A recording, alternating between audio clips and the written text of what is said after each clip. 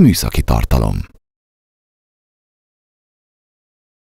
Kérjük, a listából válassza ki a megvalósítani kívánt műszaki tartalom kombinációt. 2 különböző kombinációból tud választani, ezeket a pályázati felhívás 2.1-es fejezete tartalmazza. Azok számára, akik a második tevékenységet választják, azaz a tetőszerkezetre helyezett napelemes rendszer létesítése, fűtési rendszer elektrifikálása hőszivattyúval, villamos energiatároló beépítése és nyílászáró cseréje, számukra a pályázati portál és kérelem kitöltése mindössze annyiban fog különbözni a kizárólag napelemre pályázók felületétől, hogy több műszaki, szakmai eredményt kell felvinnie, a költségvetésnél több költségvetési sora lesz, illetve a benyújtandó dokumentumok száma is több lesz.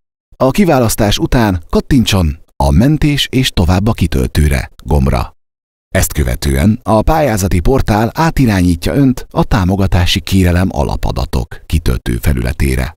A pályázó adatai főmenüt lenyitva a következő űrlapok jelennek meg, amelyeket ki kell töltenie. Pályázó alapadatai, pályázó cím adatai, tulajdonosok és résztulajdonosok. Kérjük, kattintson a pályázó alapadatai menüpontra, majd ellenőrizze és pontosítsa az itt szereplő adatokat. Minden csillaggal jelölt mező kitöltése kötelező. A kérdőjelekre kattintva további információkat kaphat az űrlap helyes kitöltéséről. Amennyiben minden mezőt kitöltött és meggyőződött az adatok helyességéről, a mentés gombbal elmentheti azokat.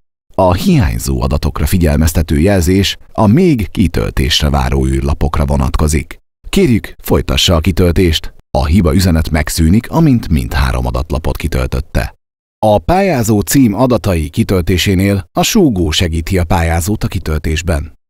A mentés gombbal léphet tovább. Minden csillaggal jelölt mező kitöltése kötelező. Kérjük, ügyeljen az adatok pontosságára is.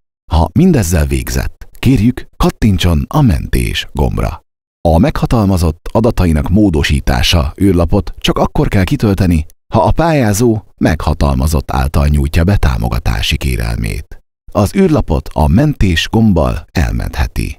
Ezen az űrlapon kell megadnia a beruházással érintett ingatlan tulajdonlási adatait. A tulajdonos vagy résztulajdonos és a pályázó személye ugyanaz kell legyen. A további adatok kitöltésében a súgó segíti majd. Elkészült a pályázó adataira vonatkozó űrlapokkal. Ideje rátérni a pályázat szakmai tartalmára.